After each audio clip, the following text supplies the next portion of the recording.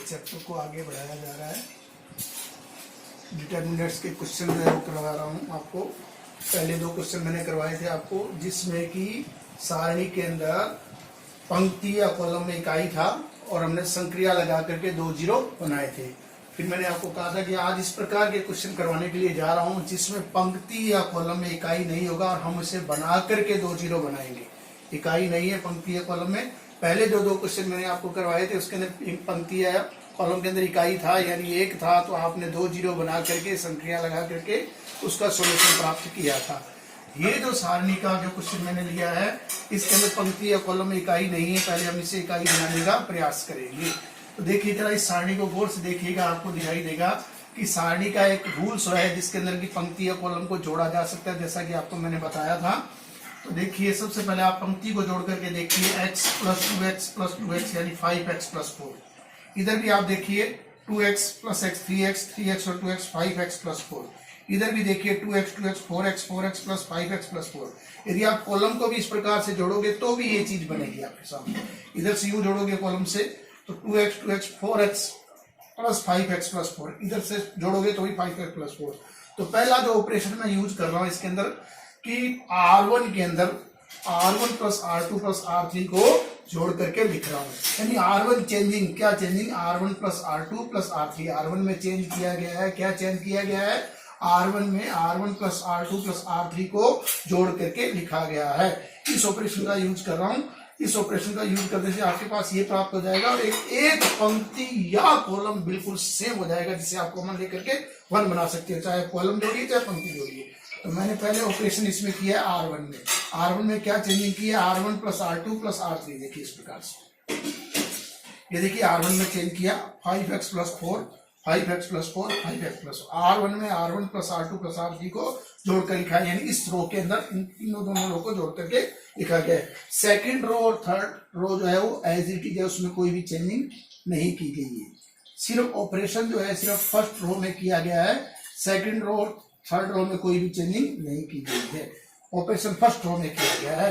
First row में operation करने पर देखो फर्स्ट रो जो हमारी बदल गई है, क्या हो गया, चेंज होकर के 5x + 4 5x + 1 और 5x + 4। अब फर्स्ट रो में से आप 5x + 4 जो है वो कॉमन ले सकते हैं। सारणी में जिस रो या कॉलम में से कॉमन लिया जाता है डिवाइड उसी रो या कॉलम में ही होता है। तो आप इसमें क्या कर सकते हैं कि 5x + 4 जो है फर्स्ट रो में से कॉमन आ रहा है, रोक दे। R1 में से मैंने 5x + 4 जो फैक्टर है वो कॉमन ले लिया है, ताकि R1 पंक्ति के अंदर से 5x + 4 कॉमन लेने का अर्थ है कि R1 पंक्ति में मैंने 5x + 4 का डिवाइड कर दिया। तो 1 1 1, ये 1 1 1 आपको बना लिया गया है। जैसे आपको प्लेस ऑर्डर बनाया तो 1 1 बनाने के बाद 2 जीरो बनाने हैं। 2 जीरो बनाने के लिए मैं ऑपरेशन कर रहा हूँ फर्स्ट कॉलम में। देखो रो में 1 है, इकाई है, तो ऑपरेशन कॉलम में किया जाता है, और कॉलम में यदि इकाई हो तो ऑपरेशन रो में किया जाता है। अब इसमें रो में इकाई है तो ऑपरेशन आप कॉलम में यूज कर रहे हैं। क्या ऑपरेशन यूज किया मैंने, C1 में क्या यूज किया, C1 - C2। C1 में से C2 को घटाया, देखो 1 में से 1 गया 0, इधर भी दूसरा जीरो बन जाएगा, 2x - 2x = 0। तो एक ऑपरेशन से इसमें 2 जीरो बनाए जा सकते हैं। अगर जरूरत पड़े तो 2 ऑपरेशन भी करने पड़ सकते हैं, लेकिन एक ऑपरेशन से इसमें 0 बन रहे हैं। तो 1 - 1 0। इधर देखिए 2x - 2x 0। तो आपने फर्स्ट कॉलम में ऑपरेशन किया, यानी फर्स्ट कॉलम को चेंज किया, सेकंड कॉलम और third column as it is रखा गया है। फर्स्ट कॉलम में क्या चेंजिंग की गई है, फर्स्ट कॉलम में से सेकंड कॉलम को घटाकर सब्ट्रैक्ट करके लिखा गया है 1 - 1 = 0।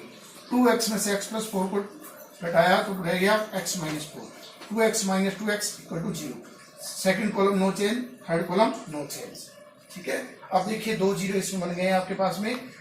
डिटर्मिनेंट्स में जिसमें मैक्सिमम 2 जीरो होते हैं उसके सापेक्ष इसको हल किया जाता है। तो इस डिटर्मिनेंट्स को आप फर्स्ट कॉलम के सापेक्ष हल करेंगे।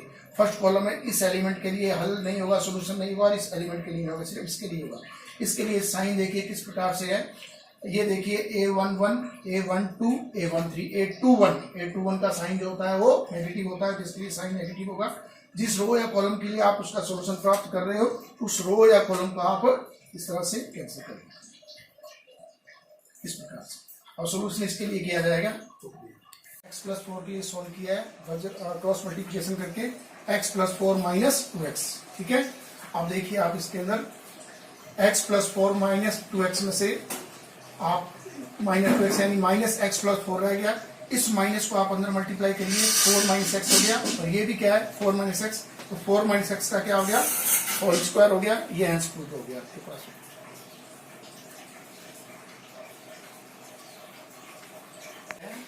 जिसमें आपको डिटरमिनेंट्स को वैल्यू इसके इक्वल प्रूव करनी है। देखिए इसमें भी मैंने आपको बताया, इसमें भी 1 1 जो है वो कॉलम या रो में नहीं है, तो पहले बनाने का प्रयास करना है। उस बनाने का प्रयास का लिए रूल यही है कि आप या तो रो और कॉलम को जोड़ दीजिए, और डिटरमिनेंट में रो या कॉलम को आप ऐड या सब्ट्रैक्ट कर सकते हो। तो आप देखिए पहले कॉलम को मैं जोड़ूं, तो आप कॉलम इस प्रकार से जोड़ेंगे, y plus y plus y 3y plus k. इधर देखिए y plus y plus y 3y plus k. इधर से चलिए y plus y plus y 3y plus के।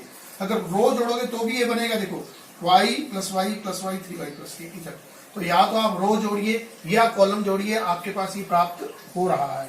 तो आपने मैंने ऑपरेशन इसमें यूज किया है, क्या ऑपरेशन यूज किया कॉलम में, फर्स्ट कॉलम में क्या ऑपरेशन यूज किया है, first column changes, first column में तीनों कॉलमों को जोड़ करके लिखा गया है, यानी C1 changes C1 plus C2 plus C3। C1 में चेंज किया गया है, क्या चेंज किया गया है, C1 में C1 plus C2 plus C3 को ऐड करके लिखा गया है, यानी फर्स्ट कॉलम में चेंज की गई है, सेकंड कॉलम और थर्ड कॉलम में नो चेंज। तो फर्स्ट कॉलम में आपने चेंज किया, C1 प्लस C2 प्लस 3 को जोड़ा, तो ये देखिए फर्स्ट कॉलम चेंज हो गया, second column no change, third column no change.